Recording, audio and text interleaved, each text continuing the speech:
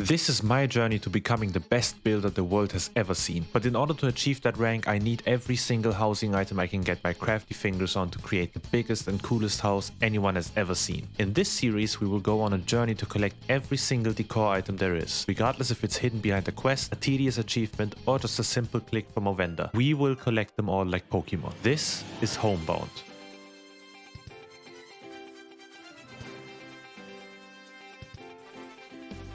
The rules are simple. We are locked to one continent at a time until we have collected every single decor item that specific continent has to offer. Only then we can move forward to the next one, which will always be decided with a randomizer wheel in my streams on twitch.tv/Varian. We cannot take money from someone else or send it over from one of my other characters. Every item that we want to buy from the vendors, we have to earn ourselves. In order to make money, we will be allowed to use the auction house to sell anything we can get our hands upon. We cannot buy anything else in there, except one single exception. Some craftable decor items require materials from several different professions, which would take way too long to collect if we constantly had to throw our professions away and re-level them again every time we wanted to craft something. To prevent this challenge becoming repetitive and boring at some point, we are allowed to buy the crafting materials for decor items of professions we currently do not have learned. This series is also heavily inspired by challenges of several other creators like Path Larix with his Goldbound series, Lord Nabel's Zone Locked series, or Shax's Expansion Locked series. So if you haven't yet, check them out after you're done with this video. Alright, now that we have all the rules set, let's jump straight into this challenge. Obviously, we can't start collecting if we don't have a character yet. I decided to go for a Night Elf Monk, because I don't have enough of those yet, obviously, and fittingly named him House Arrest. Pretty self-explanatory. We begin our adventure in Shadowglen, but not for long, as there's a neat little trick with the housing system. You see, when you teleport yourself to your plot, you can take the portal to Stormwind on the island, which is pretty much a fast travel method for anyone that hates the Night Elf starting zone just as much as I do. Now, why do we start questing in Northshire, you may ask? Well, that's because for the Eastern Kingdoms, there's only two reputations that sell you decor items, which is in Ironforge and Stormwind. So to start working towards Exalted as quickly as possible, I decided to do all the quests in Elven Forest to reach level 10, where flying would be unlocked, making things go by a lot faster.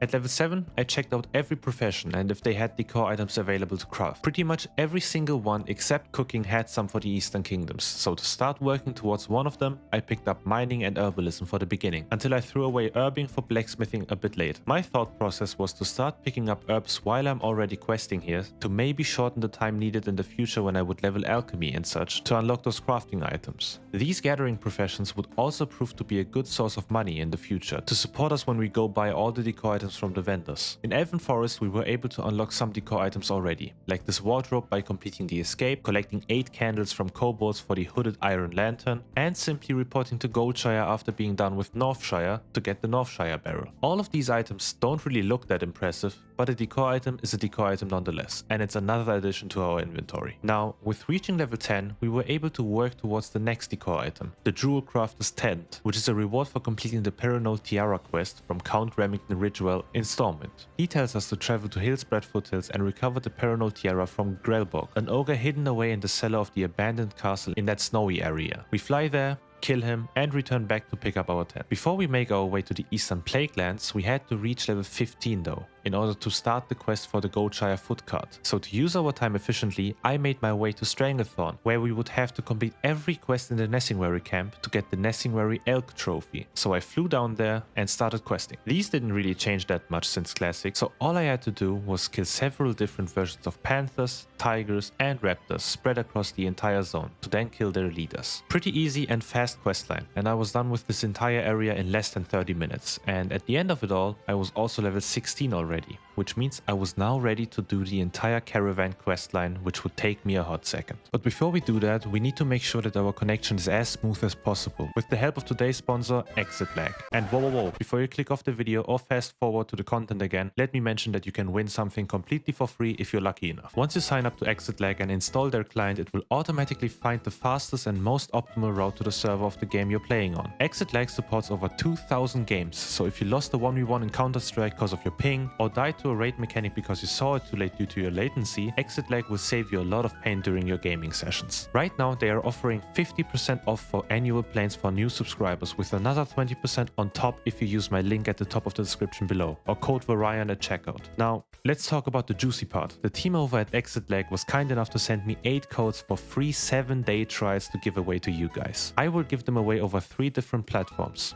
Twitch, YouTube, and on my Discord. On YouTube, simply comment house arrested and add your Discord name below this video and I will pick 2 random winners. You can also join my Discord using the link in the description below and go over to the giveaways tab and react to it, and that's it. 2 winners will be automatically picked and I will be contacting you shortly after. The last 4 I will give away live on Twitch tomorrow/later today, depending on your region. Here's every timestamp for all the different regions. This giveaway will end on Monday the 15th at 3 PM CET, so if you're watching it a few days later, you still have a chance. I wish everyone participating good luck, but now let's get back into the Eastern Plaguelands. I picked up the quest from Fiona right at the western entrance of Eastern Plaguelands. I had to help out Gidwin Goldbraids and Terranar Sunstrike and try to recruit them to our caravan pilgrimage. I decided to go for Gidwin first, so I flew up and saw him webbed up by all these Nerubians. He gives us the task to kill them to get 8 crypt vials. I walk into the cave and the first thing I notice is that everything is already dead. It's really cool to see the open world alive again with the release of housing, and since I had no idea what these quests look like nowadays, it was a breath of fresh air for me. Anyways, we kill all of them and go back to Gidwin, who managed to fight himself out of these webs. He then tasks us to collect 10 Banshee bells in the river for Fiona. I don't really know why all these Eastern Plaguelands quests give us quests to run around in the water, but you will later see how tedious this zone became over the years. Alright, we pick up his flowers, turn it in, and recruit our first member to our caravan. 1 done, 7 to go. Next up, I went over to Terranar Sunstrike, who tells us to help him out with these miscreations spreading over the entire zone. We make quick work of these abominations and move on to the next quest he gives us, collecting 10 Plague Hound blood, which is done pretty quickly as these hounds are pretty clumped up together in groups, and by pulling them all together and killing them, we can collect like 5 of these necessary quest items in one go. While collecting their blood, I also stumbled across Lick the Hunter, a rare who went down pretty fast but unfortunately didn't drop anything noteworthy or valuable. We really had to find a reliable source of money to be able to buy everything these vendors had to offer, as some of those items have a hefty price cost of 2 to 6k each, so simply selling all our collected stuff plus quest rewards unfortunately won't do the trick. We complete the quest, fly back to Fiona, give her the blood, and with that recruit Terranar to our squad. 2 done. Now it was time to move on to the next location, so I talk to Fiona and we immediately make our way over to Crown Guard Tower, where the next 2 NPCs were waiting to be recruited. I first go over to the ghost child Pamela Redpath, who, if you played back in vanilla, you will most likely recognize, as her quests have not really changed at all. We are tasked to find 3 pieces of her doll, reassemble it and give it back to her. Additionally, we have to get back Joseph's hunting blade from a named mob close by. We give her the doll and the blade and the task to go back to the tower, which is where I thought we had already recruited her. But no, we still had work to do, so I got back, talked to Chromie, and she tasked me to collect 5 resonating skulls, collect a few memorable items from the heroes of Darrowshire, and relive the story of Darrowshire with the help of her time-traveling shenanigans. I decided to complete the Villains of Darrowshire quest first, as it was a simple click-and-go type of quest, and immediately after go to the Fungal Vale, where I would have to kill these Scourge champions to pick up their skulls, which I would then turn into the required resonating skulls. Unfortunately, these quests usually don't have a 100% drop chance, just like in vanilla, so I killed a few of them here, picked up every mining node I could find along the way, and made my way back eventually. I turned in the quests to Chromie and then tried tackling the Heroes of Darrowshire questline, which confused me as I didn't know what to do at first. So I opened up my quest log like in the good old days and started reading. I then realized I just had to click on some things again. So I went over to Carlin Redpath, clicked on the shield in this abandoned home, and this book in the same house. With everything collected, I now made my way back to Chromie, who gave me the most iconic Eastern Plaguelands quest,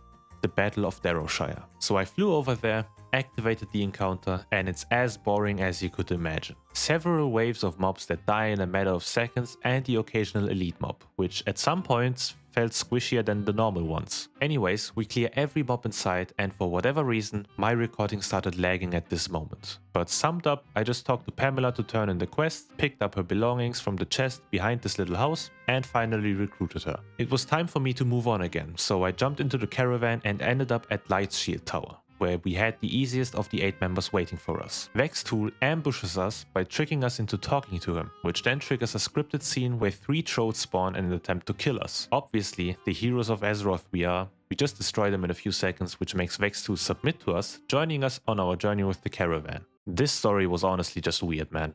To unlock the last 2 members, we have to do some questing first to even be able to recruit them. So I go through the necessary quest lines by collecting some critters and fish in the waters, collecting a disguise by killing the Dark Summoners in Corinth's Crossing, and collected 7 pieces of living rod along the way for another quest. Now it was time to move over to Lighthope Chapel. Once there, I instantly spotted the 2 missing NPCs, and one of them already had a quest for me, where I had to collect 15 slabs of carrion worm meat. The other one, a goblin named Beezel Linkspanner, simply had me talking to him to recruit him. No quest, no fight, he just said, "Shit, no, that's all you had to say," and joined the group. Now all that was left to do today was convince the last guy to join our squad, and to do that I first had to collect the worm meat for him. I just scooped up 5 to 10 worms at once, AoE'd them down, collected their meat and went back to him to turn it in. Once I did, he didn't have any follow-up quests for me anymore, so I had to do some digging. Apparently, I had to complete a few other quests first for him to join me, so that's what I did. I accepted the urgent call, the Trial of the Crypt quest, which had me go down to the crypt behind the Lighthope Chapel to complete a gauntlet of some sort. Ads would constantly spawn that I would have to kill, and at the end, I had to send Lord Raymond George into the Shadow Realm. But then, this happened. So I watched this clip over and over again, and I genuinely can't see the moment where he spawns in. This guy just snapped back into existence, killed the mob that I needed for this quest, stood there for a good 15 seconds staring at me, not saying anything, and then went on about his day. I of course couldn't tag the mob as it was instantly dead, so all I could do was redo the entire gauntlet and hope this wouldn't happen to me again. And fortunately enough, nothing happened and I was able to get the tag. Now all that was standing between me and my beautiful food cart was one single quest. Argent called the Noxious Glaze required me to kill 16 Glade Scourges and 8 Glade Cultists, which was done in a few seconds as all these mobs were stacked together in one little area, so I scooped them up again, AoE'd them down, and finally enjoyed my food cart. Oh yeah, right, I have to talk to the Tauren again and bring him to the caravan. My bad. Well, that was awkward. But we got it at last. This entire questline took me around 2 hours and gave me a good preview of what would expect us in the future episodes of the series. Before I ended the day though, I teleported back to the housing island and completed the treasure hunt daily quest and acquired the Bellameth interior doorway decor. If you enjoyed this video, don't forget to subscribe so you don't miss the next episode. If you want to see the raw experience of this challenge, join us all on twitch.tv/Varian and say hi in chat. I appreciate every one of you guys in there. If you want to know which add-ons and tools are the best for housing right now, check out this video. Alright, that's it from me, and I hope you guys have a wonderful rest of the day, and I will see you in the next one.